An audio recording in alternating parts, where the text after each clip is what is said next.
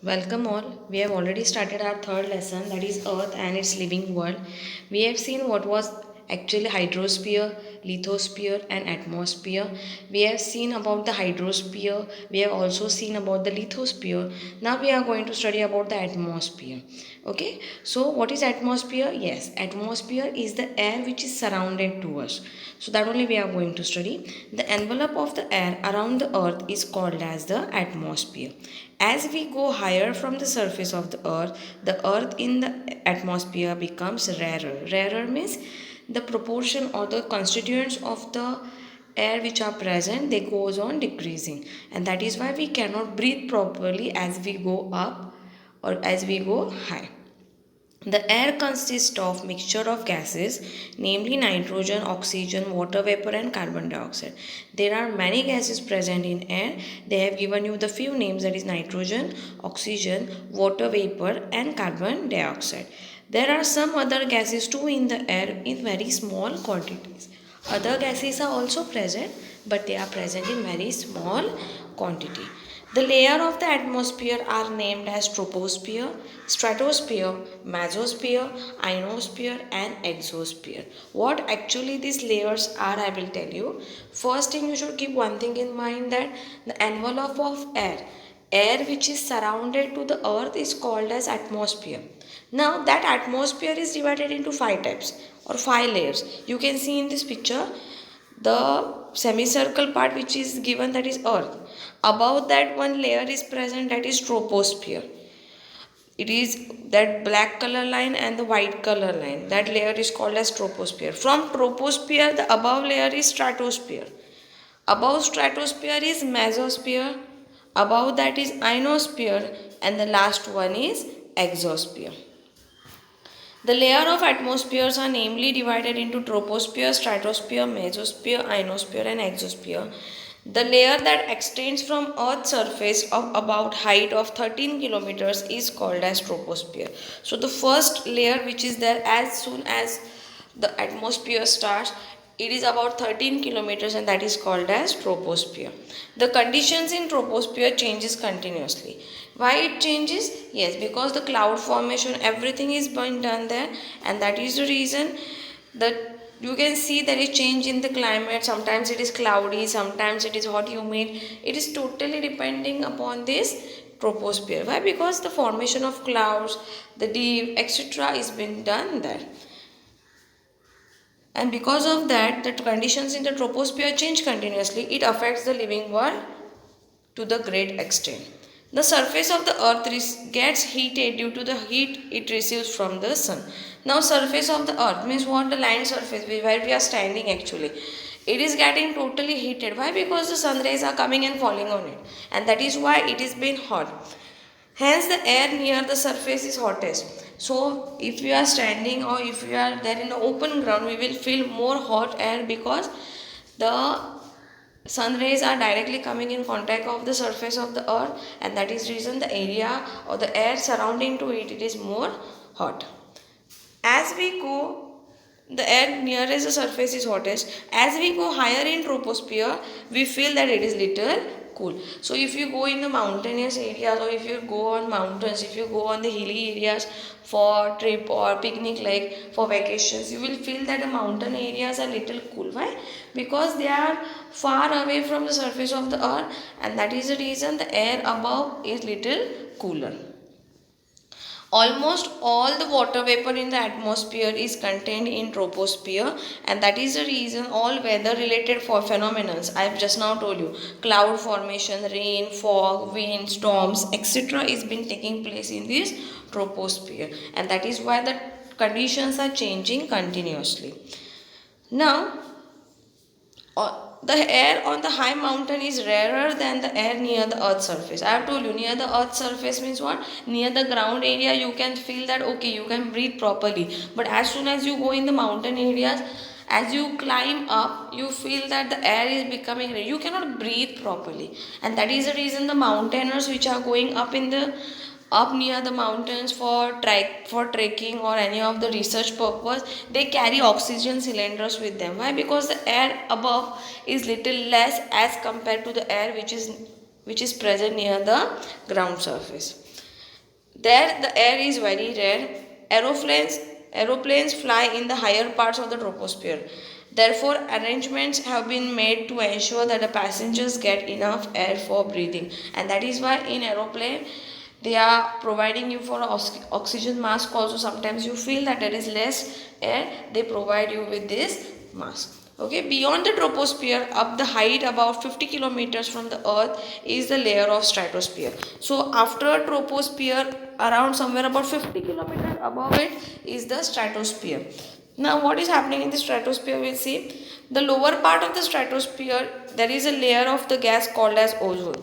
Now what is this ozone gas doing? I'll tell you. See, you can see over here, it is blue in color right now present here. Yes, what is this ozone gas doing? The sun is giving out harmful rays. That rays are called as ultraviolet rays. And this ozone layer, what it does, it when these rays are coming down near the earth, it absorbs these rays. And the good one, the filtered one, which are good for our health, are being sent down, and the one which are harmful, it is being absorbed by this ozone layer. So ozone layer is working as a protective shell, or it is working as the protective part for the human beings. It is providing us with the safety, and that is reason ozone layer is called as the protective shell, because it is helping the living world to stay away from these rays. Okay, so now you can see over the rainbow formation. Normally it is happening in troposphere, because all the weather related formulas have been taken for phenomena, not formulas, phenomena have been taking place in the troposphere. Now they have given you one word, that is condensation. What is meant by condensation? I will tell you in just small. Like you are knowing water vapors, the evaporation process which is taking place. Evaporation means what? Whenever the sun rays are falling on the water, water is been getting evaporated. It is been getting converted into vapor format. And this, when these vapors go up in the sky, as they go up, I have told you, the air which is present in the upper area is little cooler. These vapors also starts cooling, and these water vapors are getting converted into water droplets. And if you see, when you are boiling the water also, if you have boiled the water, if you keep a lid, if you keep one dish on that water which has been boiled, after sometimes you can see that if you open that lid, small droplets have been getting collected down to the dish. Yes, they are. It is one example of condensation. Why? Because the vapors which are coming up, after sometimes they are getting cooled down, and that is reason the droplets have been formed. Now the next process is the water cycle. Normally we are knowing how it rains, but now they have given you, we will just study. Water on the earth evaporates continuously. Continuous evaporation process is going on continuously. There is no stop for it because of the heat of the sun. Water that has percolated into the soil also evaporate. Percolated means what? The water which is going down in the soil is also getting evaporated because of this heat of the sun. And this water vapor is getting mixed with the atmosphere. When it goes in the atmosphere, it has been lighter, and that is the reason it goes up in the sky. After sometimes, when the upper area which is cool, because of that cool air, the process of condensation start. And because of this condensation, the water vapor which went up, it starts to form in water droplets. It converts into water droplets, and these water droplets are very small and light. Light means what? They are lightweight. As they float in the atmosphere, forming clouds, and when these droplets come together, they form the cloud. And when these clouds become heavy, they come down in the form of the rain. And that is why rainwaters, we get it is coming to us in the form of the real streams, rivers, etc., and finally it enters the sea. Ice covered, or the ice in the snow covered region, also melts due to the heat of the sun and finally flow in the rivers. If you are thinking that the ice or the snow which is present, which is floating on the sea, it is also getting melted because of the heat, and later it is getting mixed again in the form of water. When the winter season occurs, again it is getting converted into the icy format. The process of evaporation, condensation, rainfall is going on, and later this is termed to be as the water cycle. Now, one thing you should remember, there are innumerable kinds of living things on the earth. Innumerable means uncountable. You cannot count them. Plants are also many, animals are many, human beings also you can see the variety. So there are innumerable variety of living things present on the earth. The various regions of the earth differ in many ways. Now you consider two places itself. For example, if you consider Kashmir or if you consider Maharashtra, these two places are also very different from each other. There is no, it is snowy area. Here in Maharashtra, you can feel the hot humidity. Why? Because of the temperature aspect. So, some regions are covered with ice while some are having hot climate. There are mountains in some places are plateau. Some places get lot of rainfall, some places don't get. Some places are very dry, like they are having deserts there. There are salty water in some area, there is river water in another area. So this goes on continuing and it is present everywhere. This variety is present everywhere. And this is called as diversity. This is the variety which is present on the living world. We can see the variety in the living things in that inhabits this different region. Inhabits means depending upon this variety, you can see the living things which are growing in it. The polar bear is seen in the snowbound polar regions. It is not been found in Maharashtra over here, but it will be found near the polar areas such as North Pole and South Pole, the Antarctica areas. Zebras are found in Africa and kangaroos are found in Australia.